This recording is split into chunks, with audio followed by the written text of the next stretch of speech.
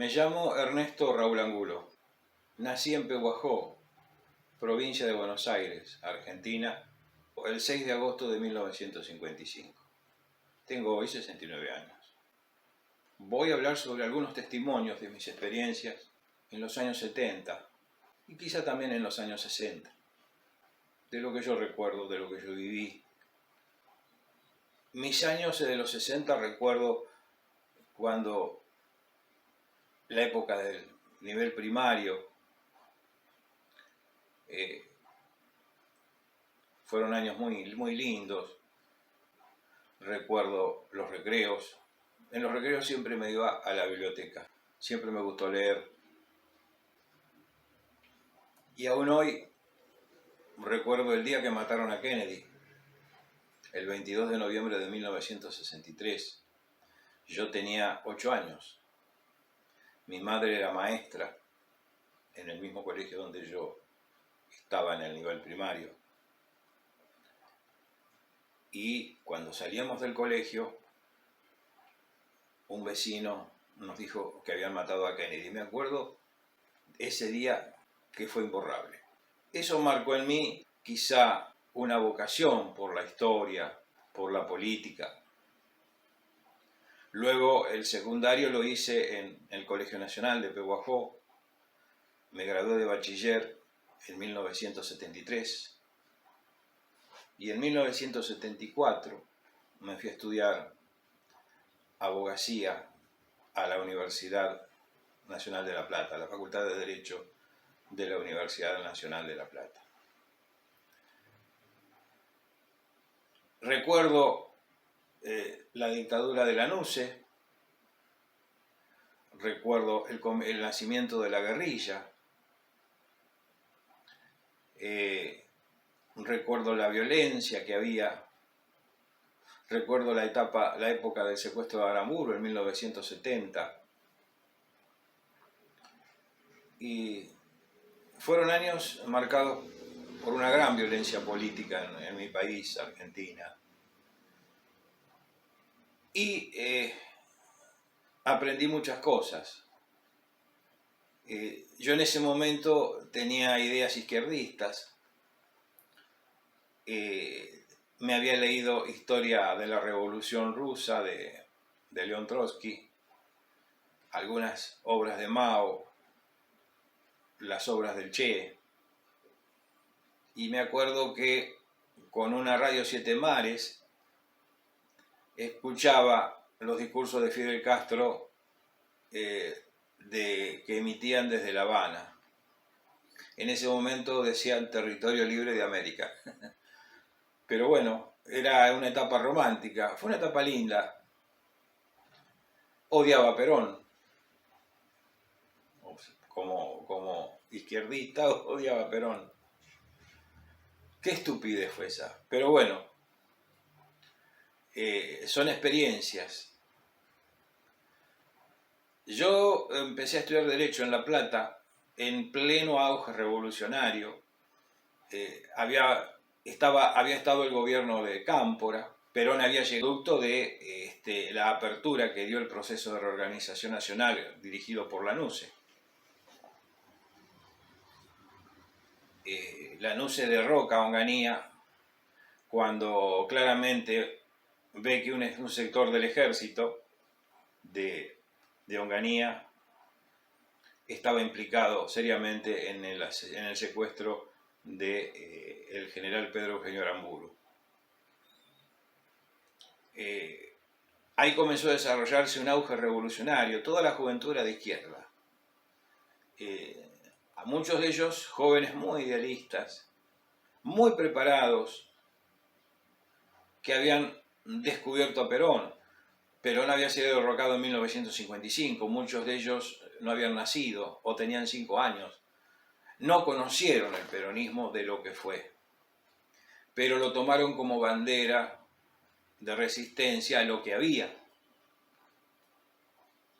Y esa transición fue para mí compleja,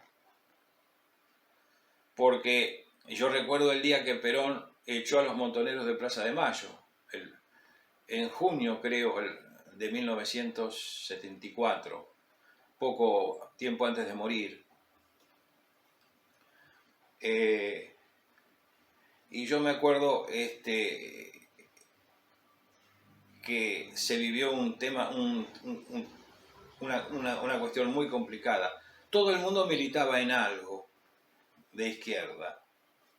O se estaba con los montoneros, o se estaba con la Juventud Trabajadora Peronista, o se estaba con la Juventud Universitaria Peronista, o con la Juventud Peronista, o se estaba en la extrema derecha, ¿no? Concentración Nacional Universitaria, que era el famoso CNU, que eran de extrema derecha. Recuerdo el gobierno de Isabel.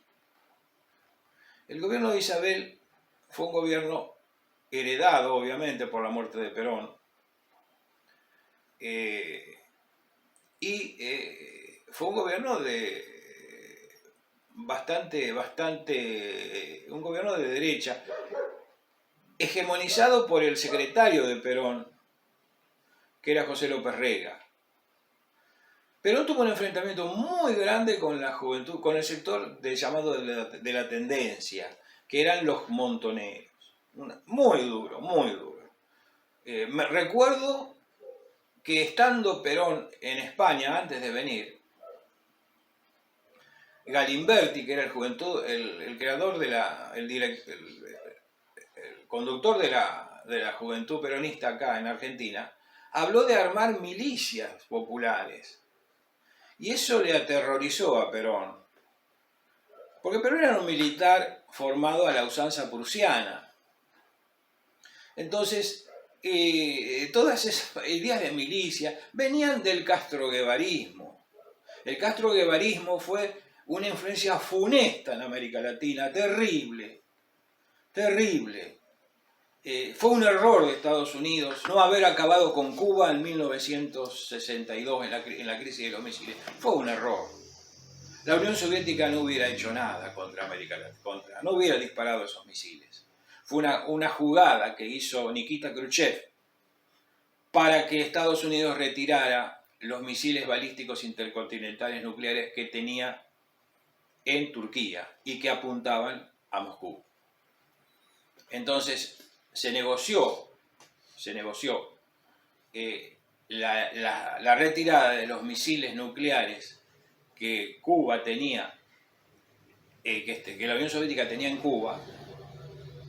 Se negoció por la retirada de esos misiles balísticos intercontinentales que Estados Unidos tenía en Turquía mirando a Moscú. Eso no se supo porque se negoció en secreto y Estados Unidos prometió retirarlo 6 meses después que la Unión Soviética retirara los misiles. Estamos hablando de la crisis de octubre de 1962. Ahí Castro expandió, junto a Guevara, la idea de la revolución latinoamericana. Guevara decía crear 2, 3 Vietnam en América Latina, que esa era la consigna. Fomentaron guerrillas en todo el continente latinoamericano. Desestabilizaron gobiernos. Fue un baño de sangre. Muchos jóvenes murieron, muchos soldados murieron. Y fue un enfrentamiento contra el Estado.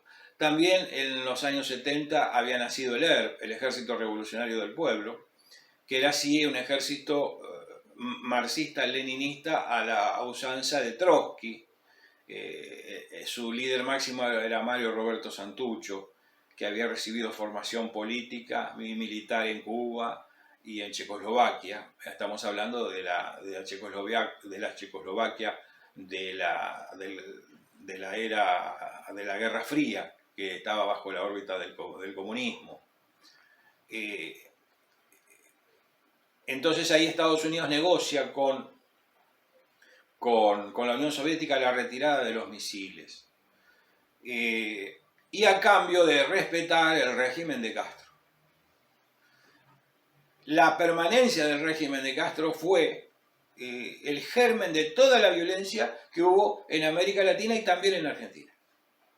en un libro muy importante, Joffre, en un libro llamado Fue Cuba, relata exactamente cómo Cuba infiltró en las universidades, en los centros de estudio, toda esa maquinaria de muerte que propagaba el castrismo.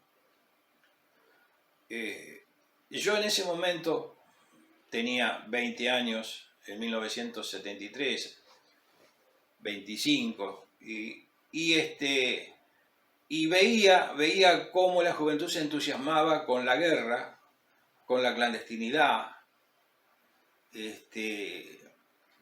Veía cómo los estudiantes entraban en las organizaciones como quien entra en una ONG, y a los 3 o 4 días, o los 3 o 4 meses, o los 3 morían o desaparecían. Y empezó en el gobierno de Perón, Cámpora era delegado de Perón. Y cuando el proceso de la Organización Nacional anuncia la apertura democrática, establece una cláusula proscriptiva de la NUCE que decía que para ser candidato todo argentino tenía que residir en Argentina por lo menos 6 meses antes. Era claramente para proscribir a Perón. Entonces, ¿qué hace Perón? Su delegado personal era Héctor J. Cámpora. Héctor J. Cámpora era un odontólogo de San Andrés de Giles, que se había afiliado al Partido Conservador y había sido presidente de la Cámara de Diputados de la segunda presidencia de Perón en los años 50. Y era una persona caracterizada por su absoluta lealtad.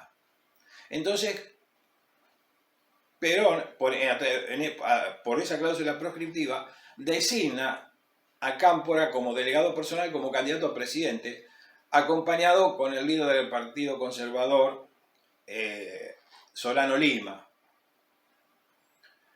Y bajo el rótulo, bajo el lema, Cámpora al gobierno, Perón al poder. Y fue así. Cámpora fue electo presidente. El segundo término fue para Ricardo Balbín, de la Unión Cívica Radical. Y Balbín renunció a reclamar el balotaje. Cámpora ganó con el 49% de los votos. Y Cámpora fue electo presidente. Cuando Cámpora es electo presidente y forma el gabinete, Perón dice: mirá, tu gabinete está lleno de comunistas y de putos. Dice: me has traicionado. Dice: yo no voy a ir a la Argentina a fomentar esto. Y según comentarios fehacientes, cuando Perón vuelve a la Argentina, se encuentra con un periodista argentino y le manifiesta: voy a la Argentina por pedido de Estados Unidos para parar el comunismo allá. Estamos hablando de 1973, en un contexto latinoamericano donde Allende estaba a punto de ser derrocado. Allende llegó al gobierno en Chile con el 39% de los votos. A través de un acuerdo parlamentario fue proclamado presidente. Él quería llegar a instaurar el socialismo a través de la vía pacífica. Él creía que a través de la democracia se iba a conseguir el socialismo y iba a conseguir unas reformas estructurales orientadas hacia el marxismo-leninismo, y era un ensayo, era el primer experimento de transición pacífica al socialismo. Lenin siempre había dicho, Trotsky siempre había dicho, que no hay transición pacífica al socialismo sin violencia revolucionaria. Pero bueno, Allende quiso transgredir esas normas, esas leyes básicas del marxismo-leninismo, y así le fue. Fue derrocado por una junta militar encabezada por el general Augusto Pinochet, con el auspicio obviamente de Estados Unidos y sobre todo de Henry Kissinger. Y aquí vieron en Perón una forma de parar el creciente insurreccionismo castrista que había en Argentina a través de la Organización Montoneros y del Ejército Revolucionario del Pueblo. Cuando asume Cámpora y libera a los extremistas, libera a los presos comunes, Montoneros suspende la lucha armada contra el gobierno, porque dice, ahora el gobierno tiene un origen popular, no lo vamos a enfrentar. Y el Ejército Revolucionario del Pueblo también suspende la lucha armada contra el gobierno, pero no así contra el ejército, al que considera opresor, y continúa los ataques terroristas contra militares, contra unidades militares. Y yo en esa época vivía en una pensión en La Plata, en 4 entre 49 y 50, y recuerdo que cuando me levantaba a la mañana, había media pensión, me daban el desayuno, y la señora que regenteaba la pensión me contaba todos los muertos que habían estado ese día en los diarios. Ayer mataron a 11, se encontraron acá una bomba allá, 3 desaparecidos. Todas esas cosas era una cuestión diaria. Uno convivía con la muerte. Yo una vez caminando, pasé por una concesionaria de la empresa Ford de autos, y a las 2 cuadras que pasé, voló eso. O sea, si yo hubiera pasado cuando estalló la bomba, no estaría hablando acá. Fueron años difíciles. Había velorios por todos lados en La Plata. Desaparecían estudiantes. Y desaparecían un estudiante, o mataban a un estudiante que había sido montonero, le hacían un velorio. En el velorio iban todos los simpatizantes. Y ahí las fuerzas de represión identificaban a los simpatizantes y los eliminaban. Uno en La Plata, por ejemplo, salía a la noche a pasear. Yo vivía en una pensión, como les dije, y de pronto uno veía un lugar donde había luces y había gente. Y digo, bueno, acá hay una fiesta. Uno entraba y era un velorio de 2 o 3 extremistas. Esas cosas pasaban. Pero uno convivía con eso, era algo casi normal. En ese contexto de violencia yo estudié abogacía y me recibí en 1980. Yo sufrí y mi vida peligró muchísimo, creo que en 1977. Vi la muerte de cerca. Cuando de pronto yo estaba estudiando con un compañero, estaba preparando una materia en el departamento donde él vivía, que había alquilado hace poco. Y a la noche tiraron la puerta abajo y yo me desperté y vi un tipo me apuntaba con un fusil ametralladora. Y dice, cantá, montonero hijo de puta, decí que estás metido, si no te reviento a tiros. Dice. Y yo digo, no tengo nada que ver. ¿Cómo que no? Acá viven a guerrilleros montoneros. Porque en ese momento había una guerra sórdida entre las fuerzas de seguridad y la guerrilla y los montoneros. Estamos hablando en 1977. Ya estaba el golpe, se había producido el golpe de Estado de las Fuerzas Armadas, que se dio el 24 de marzo de 1976. Por un pelo no me mataron. Averiguaron, primero entraban los civiles y después entraba el ejército. Cuando no nos mataron, averiguaron nuestros antecedentes y veíamos que no eran las personas que ellos buscaban. Nos delegaron al ejército, que estaba afuera. Primero entraban los civiles, después entraba el ejército. Si entraba el ejército, estaba salvado.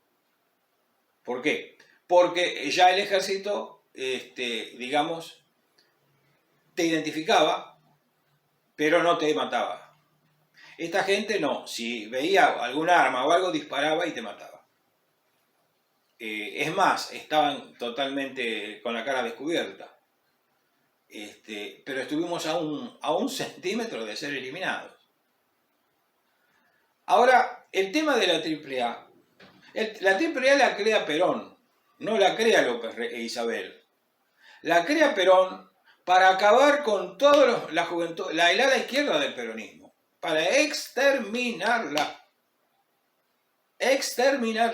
aniquilarla. Y Perón decía que la violencia no tiene color político. Poner una bomba no es un acto político, es un acto de violencia, es un delito. hay que tratarlo como un delincuente, al que pone una bomba, al que mata a alguien. Entonces decía, dentro de la ley todo, fuera de la ley nada. Y estar dentro de la ley era suspender la revolución. Y toda esa juventud creía que Perón venía a hacer la revolución, y Perón no vino a hacer ninguna revolución. Perón vino a hacer la contrarrevolución, a pararlos. Lo primero que hizo en Ezeiza cuando bajó en 1972, lo querían limpiar a Perón. Perón tuvo que desviarse y a descender el Morón. Y le dice a Cámpora, ¿qué está pasando acá? Y luego Cámpora forma gobierno con notorios simpatizantes de la izquierda. Y le dice, llenaste el gabinete de comunistas. Y entonces le pide a Cámpora que renuncie y se convocan elecciones y Perón gana las elecciones con el 60 y pico % de los votos. Perón quería que Balbín lo acompañara en la fórmula y Balbín no quiso. Cuando llega Perón, comienza una intensa campaña contra el marxismo, contra la infiltración. Y dice, aquel que no le guste esto, que se vaya del peronismo. Entonces dice, con perder 4 o 5 votos, dice, no vamos a perder las elecciones por que se vayan 4 o 5 votos, dice. Y hay un video todavía en YouTube donde está esa charla que le da a dirigentes de la llamada tendencia revolucionaria en ese momento. Y Perón los echa, Perón entra en un conflicto grave con ellos. Ellos le disputan el poder, Firmenich le disputa el poder a Perón. Y comienzan a hacer actitudes violentas. Y el punto límite es cuando matan a Rucci. Rucci era el protegido de Perón, era el dirigente de la CGT, era un peronista ortodoxo, leal a Perón, y lo matan. Y ahí Perón les declara la guerra definitiva. Perón muere el 1 de julio de 1974 y dice, mi único heredero es el pueblo, y queda como presidenta María Estela Martínez de Perón. Y López Rega, que era ministro del Bienestar Social, toma mucha influencia en ese gobierno. Y es el que organiza la AAA, que ya Perón se le había pedido que lo hiciera. Y la AAA era integrada por comandos militares peronistas retirados y empezaron a matar dirigentes de izquierda. Fue un baño de sangre, Los fusilaban en plena calle. Me recuerdo el asesinato de Rodolfo Ortega Peña, de muchos dirigentes y muchas personas, artistas, se tuvieron que ir del país. Comenzó el exilio de esa época. Perón estaba muerto. Recuerdo mucho el discurso de Balbín de despedida de los restos de Perón en el Congreso de la Nación. Y yo lo vamos a reproducir en este video, en esta muestra, ese discurso, porque es muy bueno. Llego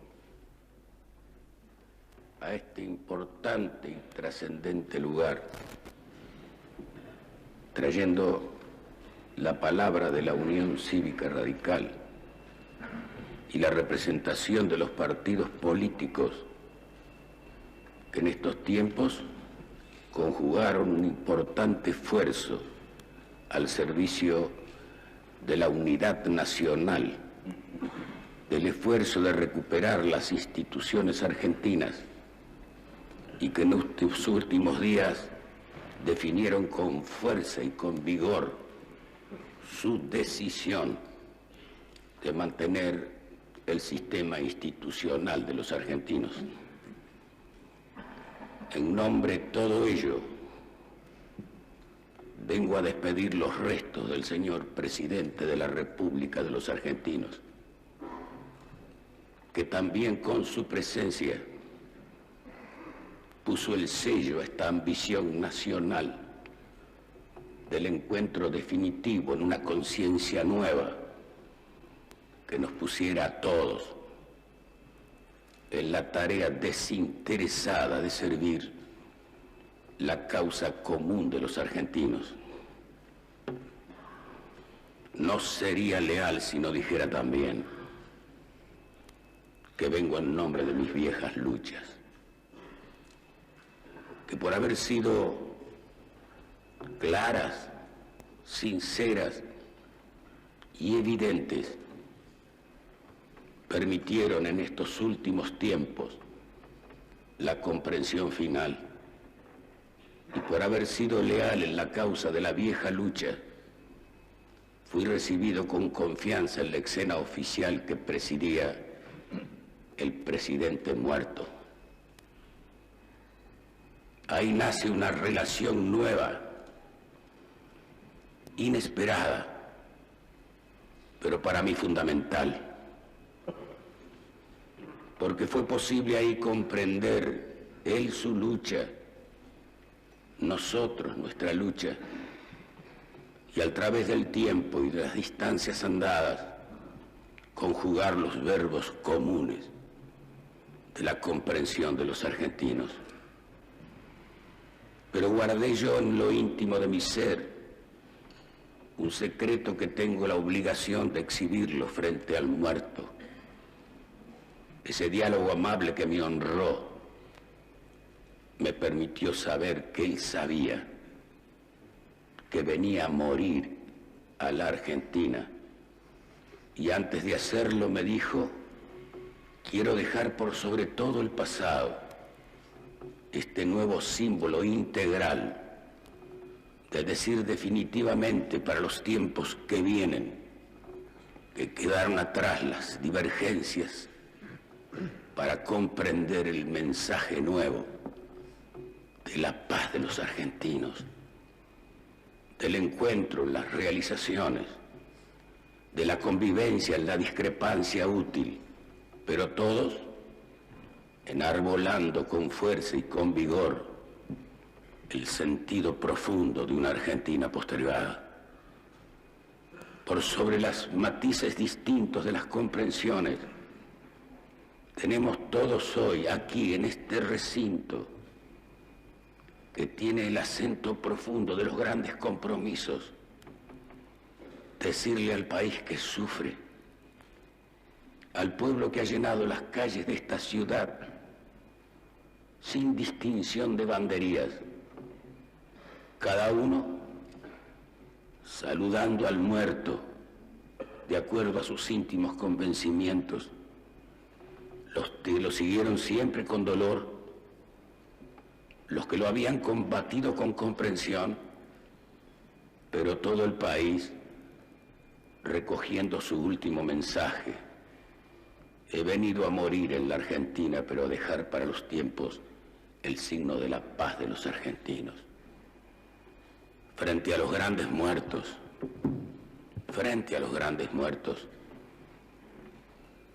tenemos que olvidar todo lo que fue el error,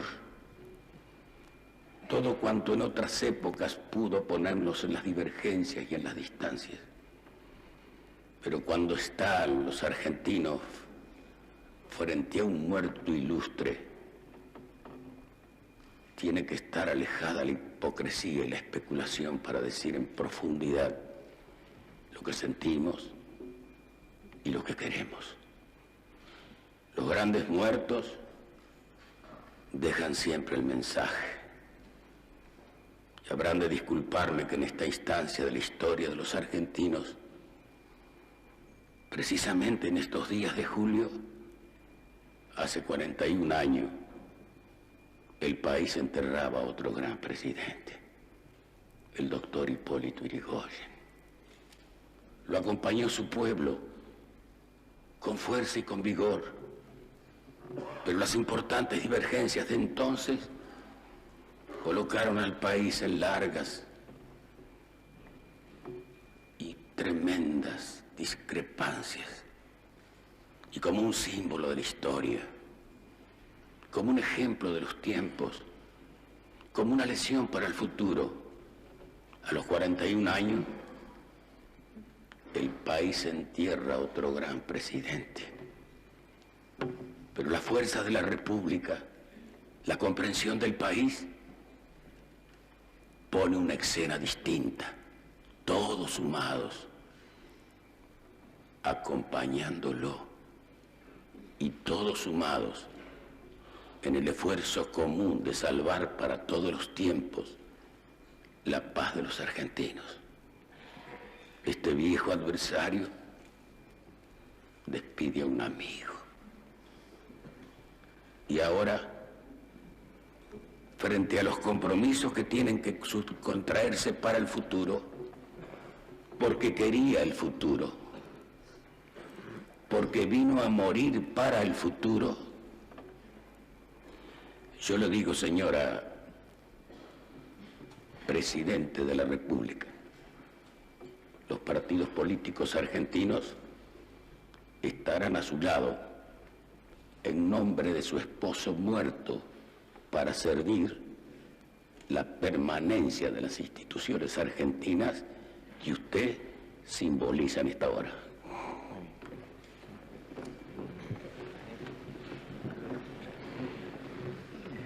Han sido las palabras que en nombre de los partidos políticos pronunciara el doctor Ricardo Balbín.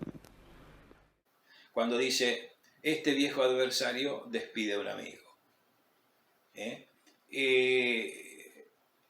Con la muerte de Perón comienza a agravarse el enfrentamiento entre la llamada tendencia revolucionaria y el gobierno de Isabel, hay que consideraban de derecha.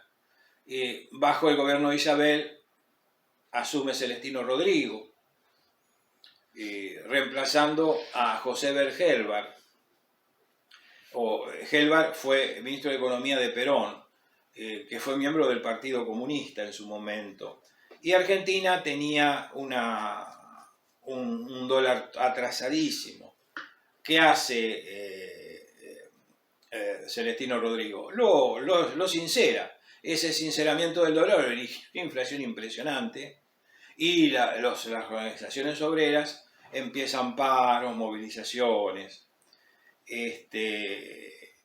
Pero seguía la guerra, los militares seguían muriendo, el ejército revolucionario del pueblo seguía matando militares, los montoneros también. Los montoneros tenían un sistema muy mafioso de manejarse, porque secuestraban a empresarios para conseguir rescate, y con ese rescate financiaban las organizaciones, porque muchos vivían en la clandestinidad. Vivir en la clandestinidad es muy caro. Uno tiene que tener una casa segura. De pronto de día tenías una actividad, de noche eras terrorista. Hasta que te individualizaban y entonces tenías que pasar a la clandestinidad en forma definitiva. Y esto fue generando en las Fuerzas Armadas un creciente malestar. Hasta que en algún momento de 1975-76, las Fuerzas Armadas deciden derrocar a Isabel e iniciar el proceso de reorganización nacional para erradicar la violencia subversiva en el país, que era mucha, que era grande. Se calcula que los montoneros llegaron a tener 10.000 combatientes, se calcula que el ERP también. El ERP ya tenía en Catamarca, tenía zonas liberadas, en Tucumán, en los bosques tucumanos tenían zonas liberadas, y que soñaban con recrear una especie de sierra maestra en Argentina. Allí fue el ejército a combatir eso, cayeron muchos soldados, cayeron muchos terroristas, fue una guerra muy grande. Es más, el ERP invocó el Tratado de Ginebra, porque al ser zona liberada era un estado en beligerancia, y invocaba el Código de Ginebra. Bueno, toda esa época la viví estudiando, y me acuerdo que comenzaron con los militares las primeras desapariciones de personas. En algún momento los militares, el método de represión que usaron fue el que usó las Fuerzas Armadas francesas en Argelia en los años 50. Y el asesoramiento de Estados Unidos. Y en ese momento, todo ese proyecto represivo se institucionalizó en el Plan Cóndor, hegemonizado por Chile, Argentina, Uruguay y Brasil. En Uruguay estaba el general Gregorio Álvarez, que había reemplazado a Juan María Bordaberry, un político de origen colorado, que había cerrado el Congreso debido a la agresión que sufría el Uruguay por parte de los Tupamaros. Los Tupamaros fue una organización terrorista que operó en Uruguay, también popularmente muy conocida. Pepe Mujica fue dirigente de los Tupamaros, por ejemplo, y llegó a presidente de Uruguay. En ese contexto yo me recibí de abogado, pero recuerdo de esa época la lucha que había. Fueron años muy duros. Una película icónica de esa época era La Patagonia Rebelde, por ejemplo, y muchos estudiantes leían literatura de izquierda. El 24 de marzo de 1976 se produce el golpe, y yo siento ahí una sensación ambigua. Por un lado me puse contento que había caído Isabel, y por otro lado me preocupaba obviamente que Argentina iniciaba el camino hacia una dictadura. Pero ese golpe fue bien recibido por la población. Fue como que terminaba una etapa de una pesadilla. Había una guerra muy abierta y muy despareja, y ahora la guerra se iba a centralizar. Es lo que se llama la doctrina de la seguridad nacional, que considera que el enemigo no está en el exterior, sino en el interior. La forma en que las Fuerzas Armadas pudieron resolver el problema es cuestionable. Históricamente no estamos en condiciones de juzgar cómo fue eso, si fue necesario o no. Pero la guerrilla fue exterminada en esa época, con métodos muy discutibles, porque había torturas, había desaparición forzada de personas, y mucha gente tenía muchos temores. Yo leía mucho, siempre leía. El general Videla era un general pragmático, y realmente los militares habían tomado decisiones muy drásticas. Era Videla, Macera y Agosti. Macera era un dirigente, era uno de los que tenía más ambición política de la Junta. Macera llegó a pactar con sectores de los montoneros, primero para reclutarlos para su casa, porque tenía ambiciones políticas, y segundo, recuerdo cuando Allende es derrocado, Perón no apoya el golpe, pero lo comprende. Y Perón es uno de los primeros presidentes que recibe a Augusto Pinochet, por ejemplo. Perón había dicho que él ya no era peronista, que para un argentino no había mejor que otro argentino, y que el mundo iba hacia el universalismo, que Argentina estaba en la etapa del continentalismo y que el mundo iba hacia el universalismo. ¿Qué es hoy la era digital? ¿Qué es hoy la era digital? Entonces, esa visión que tenía de estadista Perón, esta juventud no la comprendió, lo combatió, la desaprovechó y la mandó a la muerte. La mandó a la muerte. Esta violencia no fue necesaria, no era necesaria. Fue infiltrada del exterior y sobre todo de Cuba. El daño que Cuba le hizo a América Latina fue terrible. Embanderó en causas perdidas a miles de jóvenes que murieron en manos de los ejércitos nacionales de los países.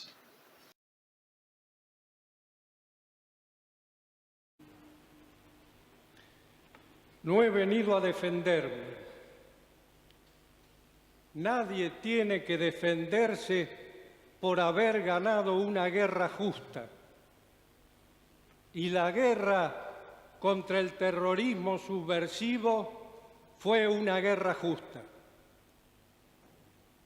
Sin embargo, yo estoy aquí, procesado, porque ganamos esa guerra justa. Si lo hubiéramos perdido, ni ustedes ni nosotros estaríamos acá. Porque hace tiempo que los altos miembros de esta Cámara habrían sido sustituidos por turbulentos tribunales del pueblo y una Argentina feroz e irreconocible hubiera sustituido a la vieja patria. Pero estamos aquí porque ganamos la guerra de las armas y porque perdimos la guerra psicológica. Quizá por deformación profesional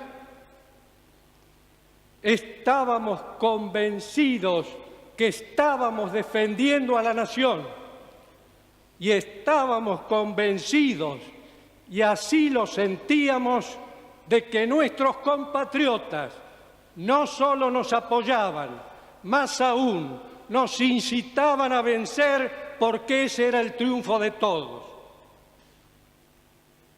Alguien me dijo que era intolerable que se jugara al sarcasmo sobre nuestros muertos. Pero ¿quiénes son nuestros muertos? ¿De quiénes son los muertos?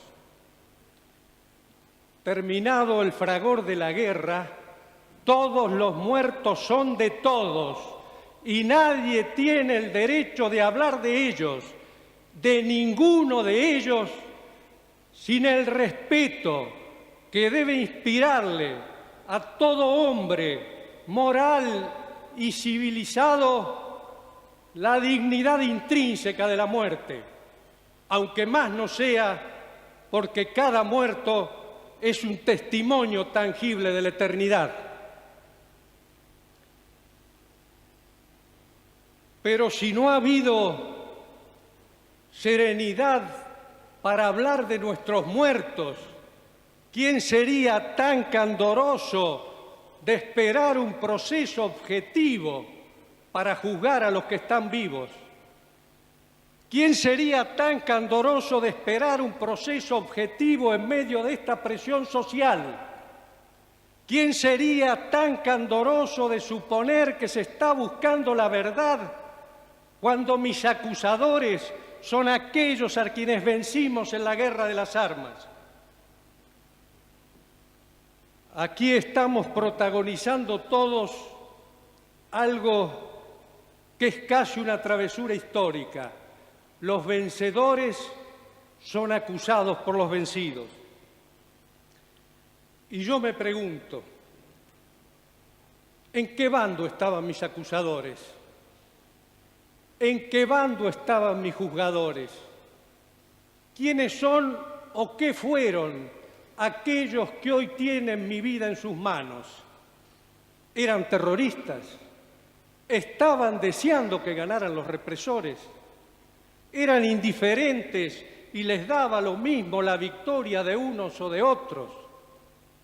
Lo único que yo sé es que aquí hubo una guerra entre las fuerzas legales, donde si hubo excesos fueron desbordes excepcionales, y el terrorismo subversivo, donde el exceso era la norma.